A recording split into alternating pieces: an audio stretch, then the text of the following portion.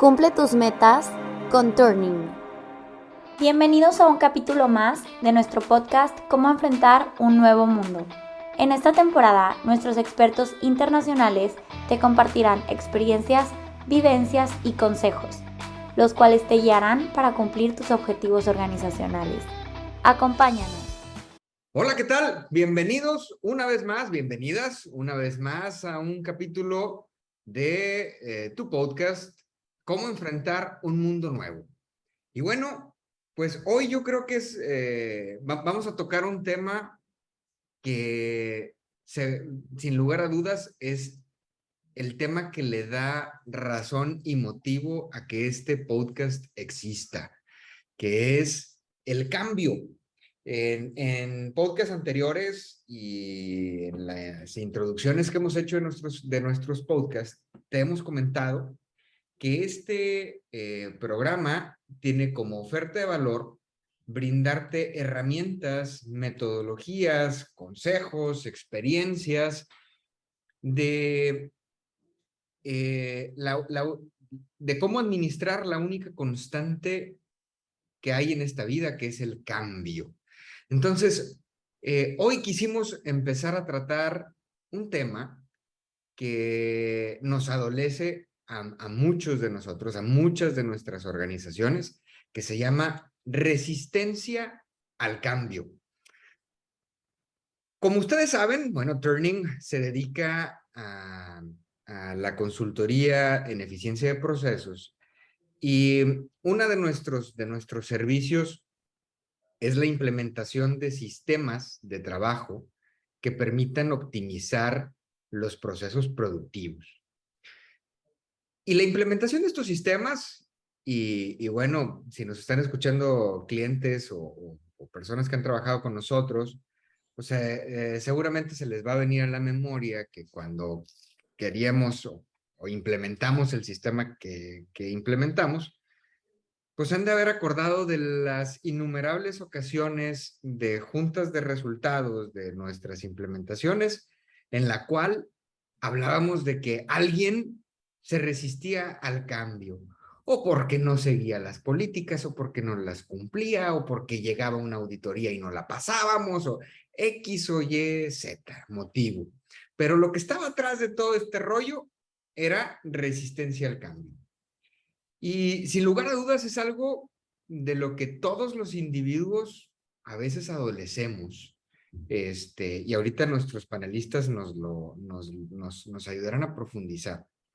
Adolecemos de no tener un alto ímpetu de agarrar el cambio y de realizarlo a la primera. Todos llegamos a tener algo de resistencia al cambio. Sin embargo, en esta sesión quisiéramos acotar un poco el tema de resistencia al cambio, hablando de dicho tema acotado solamente a la vida organizacional y a la vida empresarial. Y bueno, una de las primeras preguntas que ahorita les quisiera hacer a nuestros panelistas, que por cierto no los he presentado y no los he saludado. Discúlpenme, señores. Y eso que somos nuevos, ¿eh? Juan Antonio, Alvin, Manuel, ¿cómo están? Bien, gracias. Buen día, buena tarde, buena noche a todos. Buenas tardes, discúlpenme, me emocioné con la introducción porque definitivamente, híjole, en este tema hay mucha experiencia y hay mucho de qué platicar. El tema lo amerita, Alejandro. Y mucho, sí, hombre. Y vaya, es que, insisto, es nuestro pan de cada día, y traigo ahorita a flor de piel tantas resistencias que hemos estado viendo esta semana que híjole, hasta se me revuelve la cabeza tratando de sacar todas ellas. Pero, pues bueno, les doy la más cordial bienvenida. Gracias. A mí me gustaría partir, antes de empezar con las preguntas, muchachos, que definiéramos un poquito resistencia al cambio en la organización. Y no sé si ahí, Manuel, nos ayudes a acotar y hacer esa definición. ¿Qué podríamos decir que es la resistencia al cambio en la organización? Gracias. Bueno, primero que nada, yo creo que el nombre nos ayuda un montón. Imaginarte a un niñito que ya va a entrar al kinder, el primer día de clases, que se va agarrando con sus 20 uñitas para no entrar al salón de clases porque se resiste a dejar a mami o a papi en la casa, ¿no? Se empiezan a resistir y yo lo definiría como aquella oposición que estamos teniendo a una diferencia en el status quo del individuo, en este caso, como lo acotas a la organización, en el status quo de la organización. Va a haber un cambio organizacional, va a haber un cambio de sistemas, va a haber un cambio de locación de la empresa, etcétera. Todo mundo va a ver una situación que ahorita la platicaremos, pero de cierto temor a ese cambio del status quo, en donde la primera reacción muy humana es oponerte a dicho cambio del estado.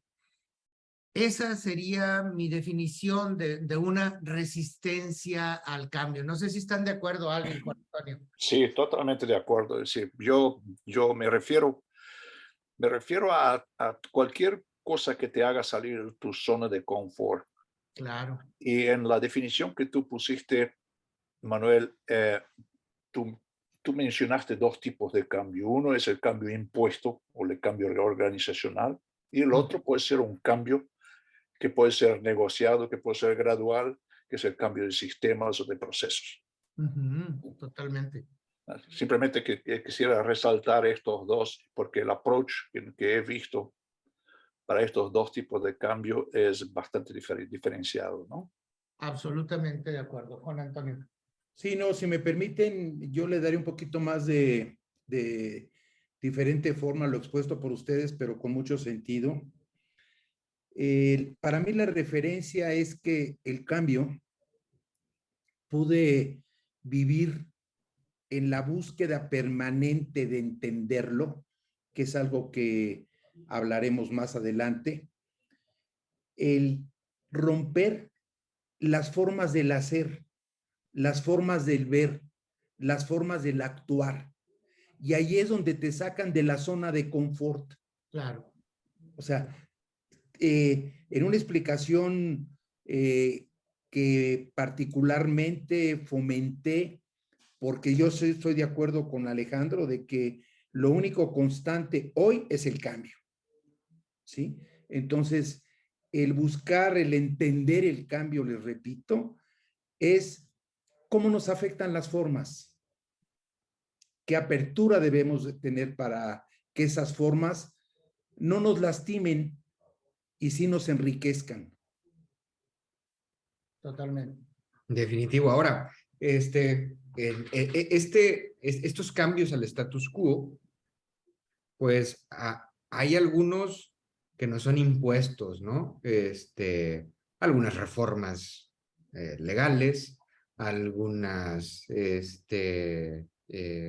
cambios en las reglas que nos marquen nuestros clientes para entregar nuestros productos o servicios. Normativa. Sin embargo, ¿perdón?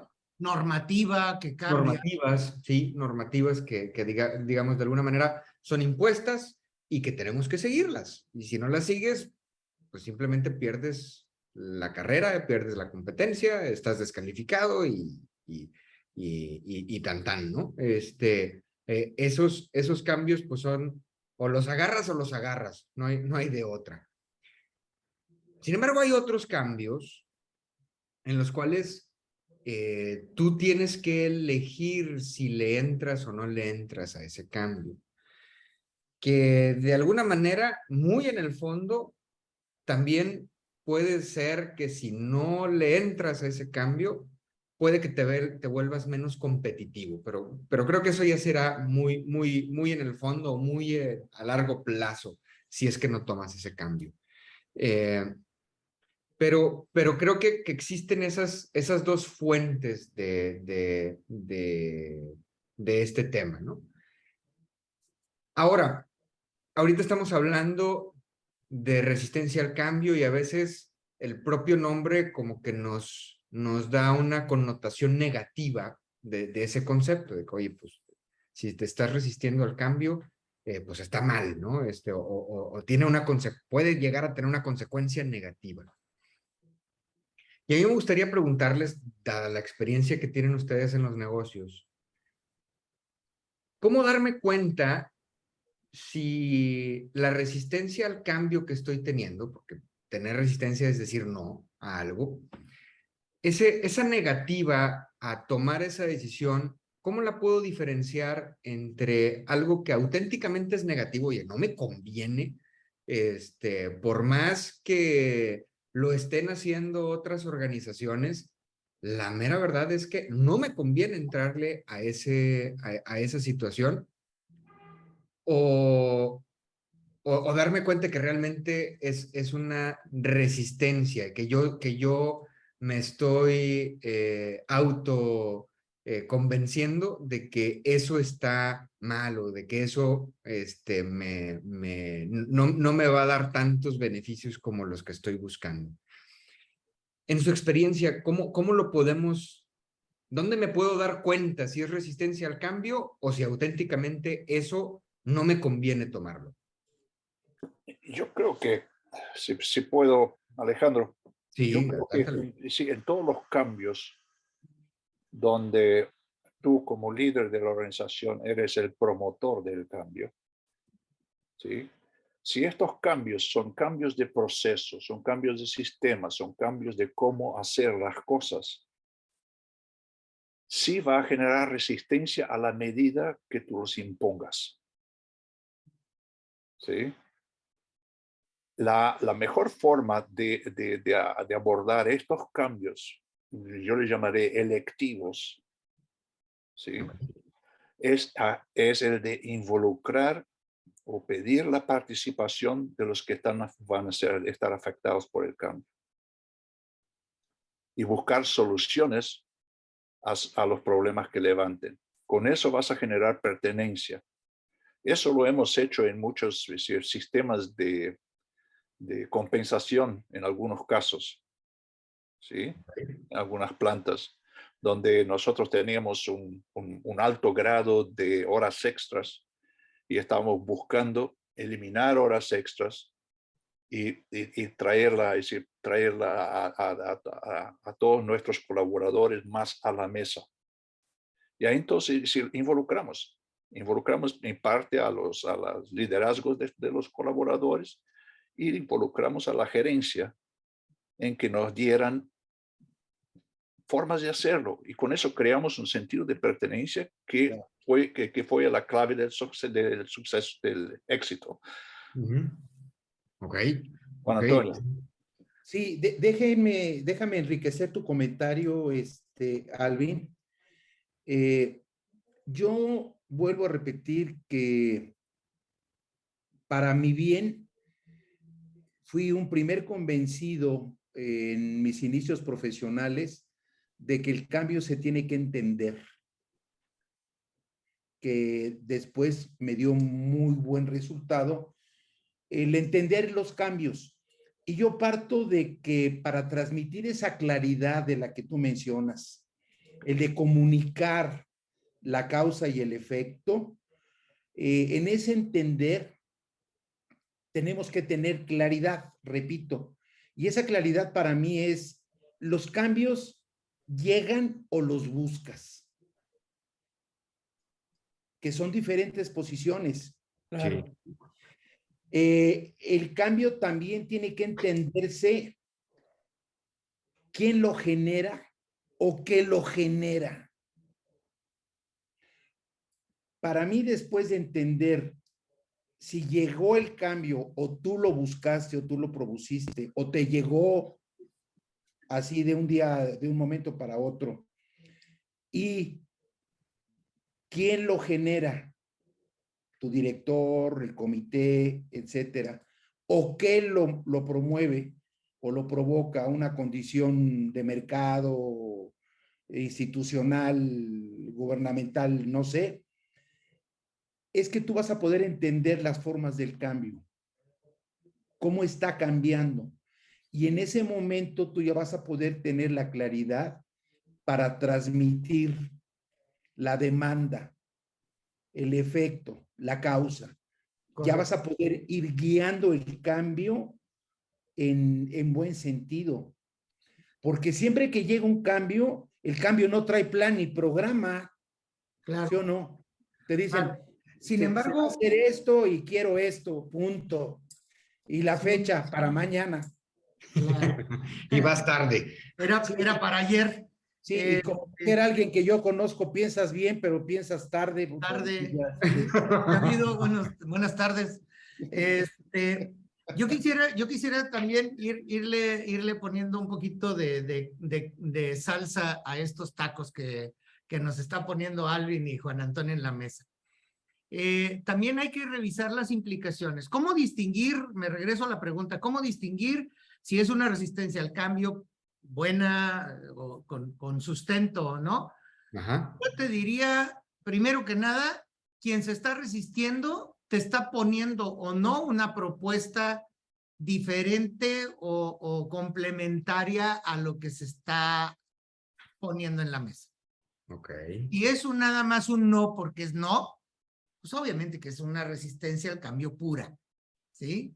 Pero si el cuate te está diciendo, mira, es que de esa manera nos vamos a accidentar, de esa manera nos vamos a topar con esto, yo te propongo, bueno, es una resistencia al cambio propositiva, que yo la calificaría de positiva, porque es, bueno, sí quiere lograr el cambio en el fondo, pero en la forma está proponiendo algunas situaciones que nos aseguren mejor el éxito de dicho cambio.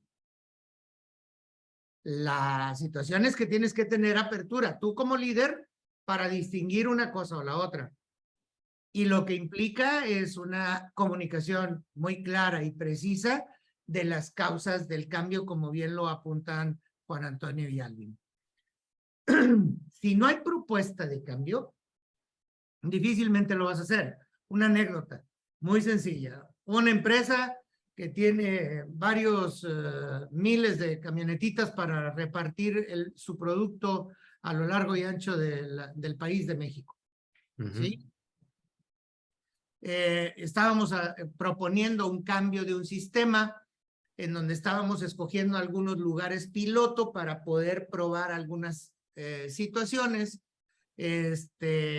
Me siento con algunos de los muchachos repartidores en la parte posterior de una de las camionetas, me rodean por ahí 7 u 8 de ellos, les propongo hacer esto y aceptan, ¿sí?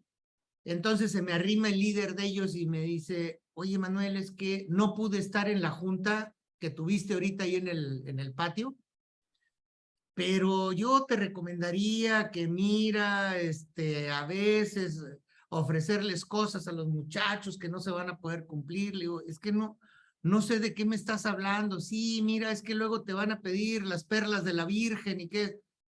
Le digo, mi queridísimo amigo, ¿sabes lo que nos están pidiendo? Que atrás de participar en este cambio, lo único que quieren es que en las sesiones que tengamos les ofrezcamos la cena porque llegan ya cansados. Eso es todo lo que te están pidiendo.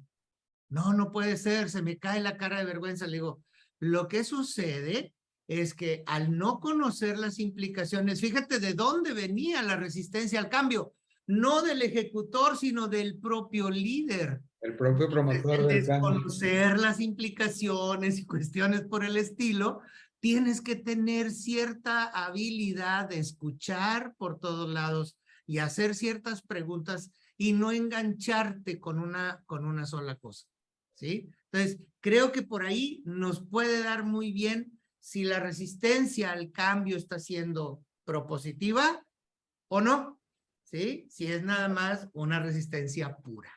De acuerdo, de acuerdo. Alvin.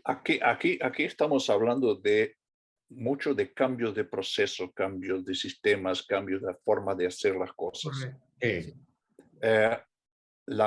Habrá cambios dentro de una organización que son top-down y esos normalmente son cambios que afectan el empleo de colaboradores, las promociones o separaciones de personas dentro de la organización. Y estos son cambios que no se hacen, es decir, que no se negocian, no se, Correcto. es decir, no son consensuados, porque tú no puedes consensuar con los afectados. ¿Sí? Claro. Aquí lo sumamente importante son dos temas.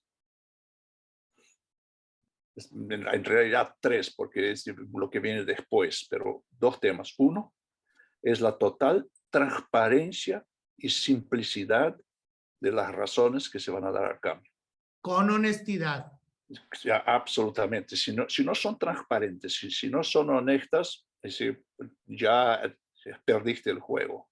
Totalmente. Y tiene que ser simple. Es decir, no des 500 razones para hacer los cambios. Claro. 3 o 4 a lo sumo. Claro. ¿Sí? Y tienen que ser, como bien dices, Manuel, honestas. Sí. Segundo, se presenta el cambio como un hecho, no como algo que se piensa hacer, no como algo que se va a hacer. Muchas veces, y yo lo he visto en mi experiencia profesional, nosotros tenemos la tendencia de intentar afastar el choque, O suavizarlo. de que estamos pensando en hacer eso, ¿no? Para que no me peguen ahora. El choque futuro es mucho peor. Claro. Y la tercera que yo dije, que después de la comunicación del cambio, es tenemos que tener un plan de cómo vamos a reasegurar, de cómo vamos a darle confianza a los que quedan en sus nuevos puestos parecidos o lo que fuera. Es muy, muy importante porque no quieres mandar, es decir, aunque todos sabemos que el cambio es lo único permanente, ¿sí? No queremos que las personas de nuestros colaboradores tengan que vivir caminando sobre huevos, ¿no? O sea, sobre sus puntillas de los pies. Eso no lo queremos. Claro, totalmente de acuerdo, Juan Antonio. Y nada más, déjenme enriquecer para reforzar a nuestros radioescuchas de que todo esto del hacer que acaban de describir Alvin y Manuel también tiene que ser evaluado, porque si volvemos al título del podcast, Resistencia al Cambio, nosotros, para generar lo que los señores exponen, también debimos de haber evaluado, porque hay gente que la resistencia es porque no puede a la forma que implica el cambio propuesto, pero también hay gente que no quiere, ¿sí? Entonces, eso diversifica las concepciones de hacer que hicieron mención Alvin y Manuel, para poder tener la claridad que Alvin enfatizó desde un principio, ¿no? Sí. Y eso creo que es súper importante. Creo que todos procesos de cambio necesita, déjenme decirlo así, a ver si no exagero, pero creo que todos los procesos de cambio necesitan un caudillo, necesita tener un líder, ¿no? Si no, pues esa propuesta de cambio puede fenecer a la vuelta de la esquina si es que no hay alguien que se toma la responsabilidad de llevarlo de principio a fin. De acuerdo. Y yo les quería preguntar, oye, ¿y ese caudillo, cuántas oportunidades le tiene que dar al equipo para que cambie? Si no cambia a la primera, toma acción, a la segunda. Ahorita tú nos dabas algo de referencia, y a lo mejor es porque no puede. Pues ayúdale, ¿no? Alvin. Hablamos de cambios, lo que yo llamaría cambios selectivos. Es decir, Sí. no estamos hablando de cambios de organización o estos otros que son innegociables. No, es claro. En todos los cambios electivos, ya sea para cambiar la forma de medir algo, cambiar un sistema, traer un sistema nuevo.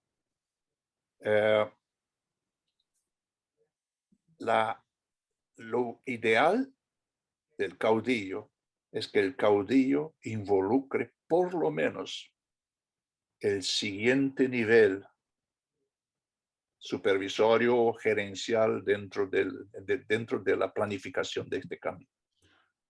Eso le va a dar valor y credibilidad al cambio. Y lo va a ayudar a explicar mejor a todos los niveles de la organización, buscando eliminar la resistencia o por lo menos dar respuestas a los miedos, a las ansiedades que puede cambiar, que puede traer el cambio. En estos casos sí, siempre. Y el caudillo tiene que estar preparado a escuchar. ¿Sí? Es decir, cuidado con cambios de sistemas, con cambios. En mi experiencia, yo muchas veces he hecho errores de decir, no, ahora lo vamos a hacer así. Solo para 2 meses después tener que dar vuelta atrás, ¿no? Y decir, ¿sabe qué? Ustedes tenían razón con este otro punto. Y ahora vamos a cambiar el sistema. Ups. ¿Sí? Okay. A mí me gustaría participar en esta parte porque está muy, otra vez, yo creo que traigo hambre porque todo me suena sabroso ahorita. Está muy padre la plática esta y yo me quiero ganchar aquí. Dos temas. El primero, por mi edad se han de imaginar que yo cuando Napoleón era niño yo lo cargaba en brazos. Oh, bueno, ya pasó un buen rato. Cuando le preguntaban al generalísimo que por qué perdía sus batallas, él decía que por 3 motivos, porque sus generales no saben, no pueden o no quieren ganar una batalla. Dice, y las 3 las arreglo muy rápido. Si no saben, les enseño, ¿sí? Hay otros generales que tienen mejor experiencia y les pueden enseñar técnicas de artillería, de caballería, etcétera, por la época de ese ejército. Si no pueden, les ayudo. De tal manera que a lo mejor hay que mandar refuerzos con infantería, etcétera. Y era medio radical porque decía que el general que no quería ganar una batalla, bueno, pues él lo mandaba a fusilar.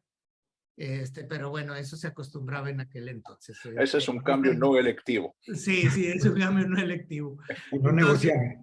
Yo creo que en las organizaciones, si eso lo aterrizamos, es prácticamente lo mismo, excepto el último, donde pues lo único es invitarlo a que vaya a jugar con un equipo donde sí quiere jugar. ¿Sí? ¿Por qué? Porque si no quiere, es porque no está de acuerdo y hay que tomar una decisión. Y ahora me regreso a la parte de si puede y si sabe. Dentro de mi carrera magisterial, vemos diferentes métodos de enseñanza-aprendizaje y como regularmente en las organizaciones tenemos gente adulta, les recomiendo un método que ahorita de manera no necesariamente de un profesor escuchamos, es el método inductivo-deductivo. ¿Qué significa? Su nombre nos ayuda. Yo induzco el cambio, la gente deduce la respuesta al cambio y entonces el cambio es de ellos, no está impuesto.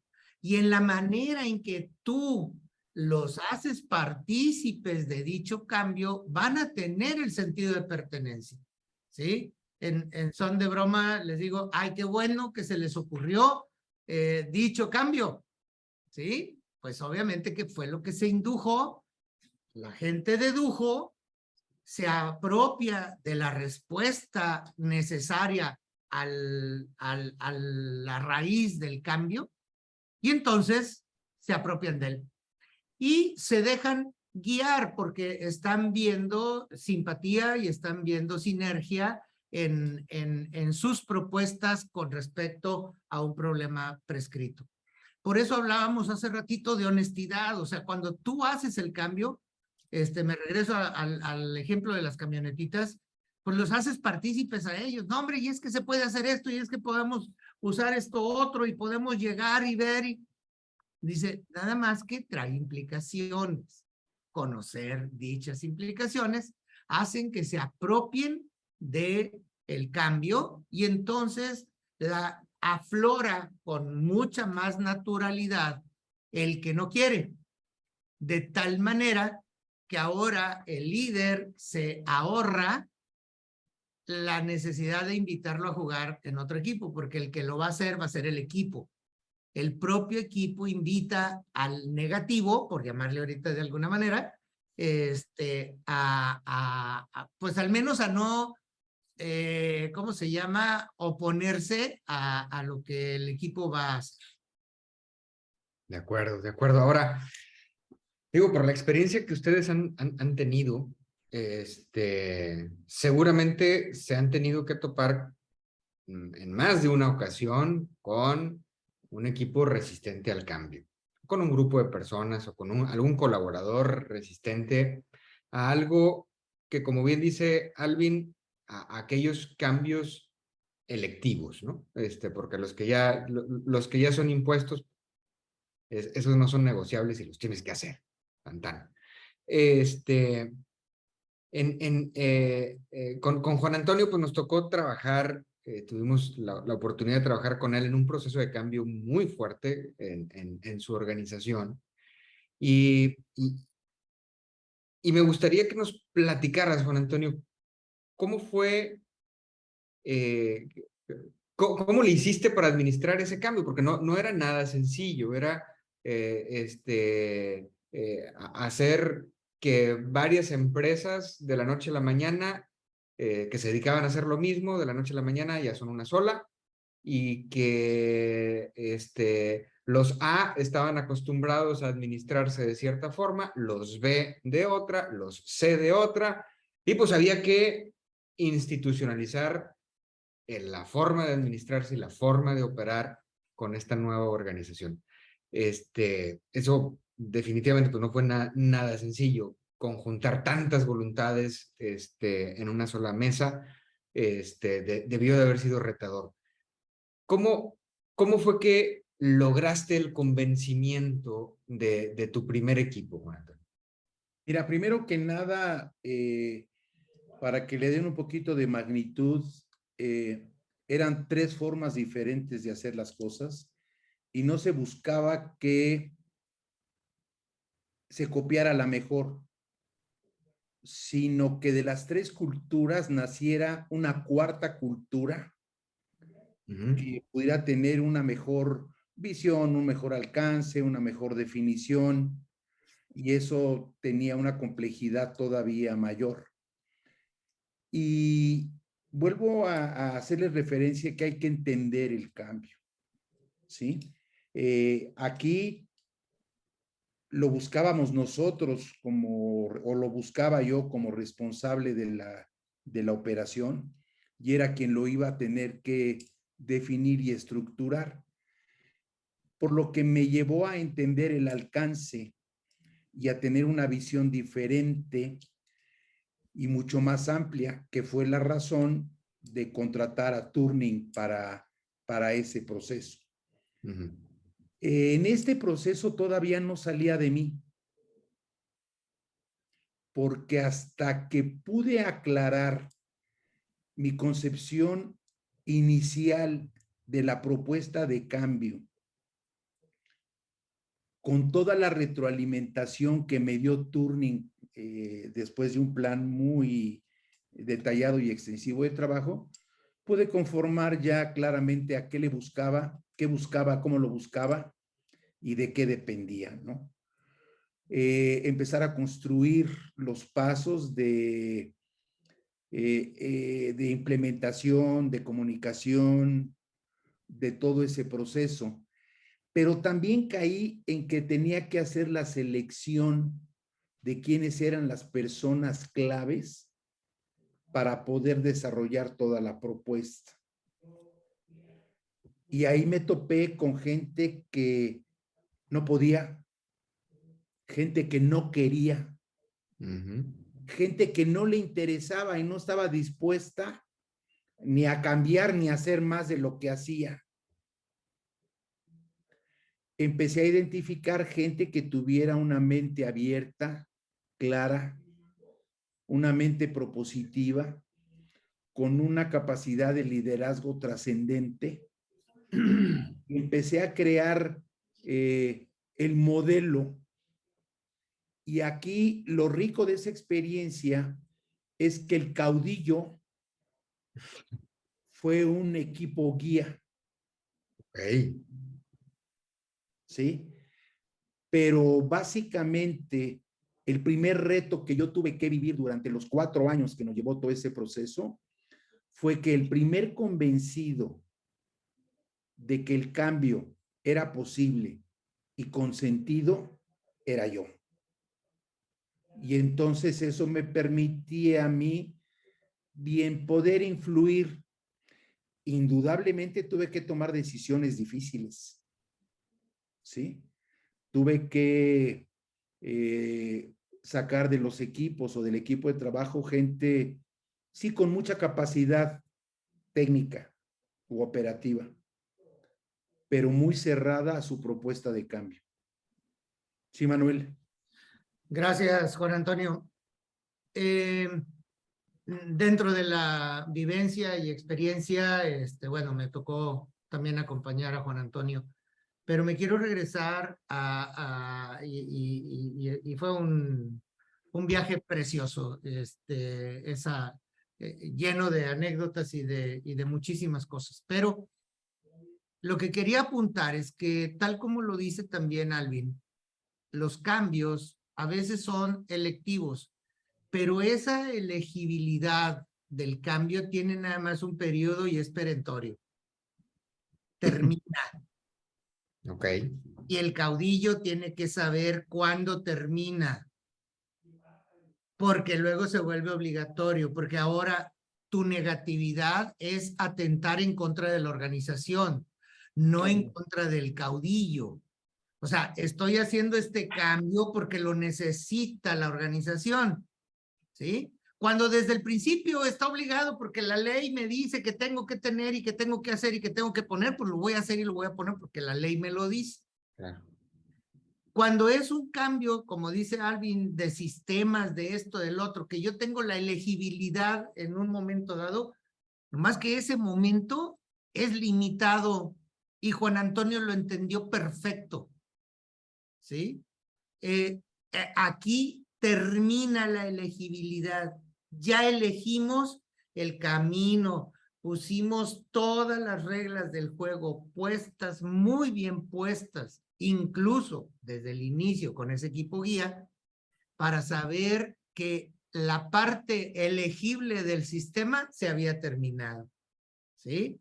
Es un sistema participativo, pero no es democrático, ¿sí? No es a ver quién vota por esto, por el otro y a ver para dónde va la mayoría. No, en no es este democrático, ámbito Manuel. no funciona, ¿sí? Perdón, Alvin. No es democrático, pero como bien dices, cuanto más input y participación, aunque no vayas a seguir después lo que el input de cada uno, ¿sí? El puro hecho de que las personas hayan podido dar input ya las hace asociarse al cambio. Correcto. ¿Sí? Y si no se le va a hacer caso a su propuesta, hay que explicarle por qué no. Absolutamente. ¿Sí? Sí. Y eso, como bien lo dice Alvin, bueno, lo hace partícipe e incluso va a ir a sacar otra carta para decirte, tengo otra idea más. Y eso genera ahora, en lugar de un círculo vicioso, uno virtuoso. que está generando más cambio dentro del cambio. Exactamente. Sí. Es decir, y eso muchas veces, es decir, el hecho de ser escuchado ya de por sí reduce algo de la resistencia. Así Sí, es. más allá, yo he podido agregar algo, no, ni que fuera el objeto, sino que la forma de hacerlo me hace partícipe. Correcto. Ya Totalmente. entonces ya no tienes solo el caudillo trabajando, sino que el caudillo y todos los participantes se van a encargar de hacer con que tenga éxito. Y eso lo vas a comprobar tiempo después que con, sin o a pesar de que ahí todavía esté el caudillo, el proceso de cambio continúa. Así es. Y es un proceso de cambio que tiene que actualizarse, adaptarse, mejorarse. O sea, Evoluciona, claro. no podemos pensar que esa propuesta de cambio solamente tiene un efecto, un sentido, una dirección, una fuerza. Hay que ir jugando con muchísimos factores que se presentan durante la implementación, el desarrollo, etcétera, etcétera, ¿no? Pero hay que adaptarse, hay que irlo remoldeando, si la palabra es correcta, ¿sí? Pero siempre bajo la misma directriz. Bien, bien. Pues yo creo que están haciendo como que el siguiente tema o alguno de los siguientes temas que tendremos aquí en el podcast, que es la administración del proceso de cambio. Cómo llevarlo a cabo de manera inteligente y exitosa. Híjole, otra vez se nos acaba el tiempo, muchachos. Yo quisiera nuevamente agradecerles a ustedes por su participación, a nuestros seguidores. Muchas gracias por atender nuevamente este capítulo. No sin antes mencionarles que actualmente el contexto geopolítico que le está tocando vivir al mundo, que es volátil, que es incierto, que es ambiguo, que es complejo, nos tiene que despertar esa inquietud, levantar esas antenitas para estar midiendo constantemente qué proceso tenemos que cambiar y que ese cambio lo hagamos de una manera ágil, de una manera inteligente, de una manera muy eficiente. Entonces, nuevamente les agradezco, Alvin, Juan Antonio, Manuel, por su contribución. Gusto. No sin antes pedirte a ti que nos escuchas, que nos compartas tu opinión, que nos compartas qué te ha parecido estos capítulos del podcast. Pueden contactarnos a través de nuestras redes sociales. Estamos como Turning Consulting, prácticamente todas las redes. Y también en nuestra página de internet www.turning.com.mx. Ahí hay una forma de contacto y nos encantaría escuchar tu opinión, nos encantaría que nos dijeras, oye, a mí me interesa que hablen de tal o cual tema, con mucho gusto, incluso y a lo mejor hasta te invitamos aquí a esta mesa para grabar un podcast, un capítulo contigo. Bueno, pues me despido, nos vemos en el siguiente capítulo, y pues que tengan un lindo día. Muchas gracias a todos. Igualmente. Gracias. Muchas gracias. Hasta luego. Muchas gracias por escucharnos. Esperamos que estas herramientas te hayan sido interesantes y muy útiles. Si te quedaron dudas o quieres saber más sobre nosotros, búscanos en redes sociales como Turning Consulting Group.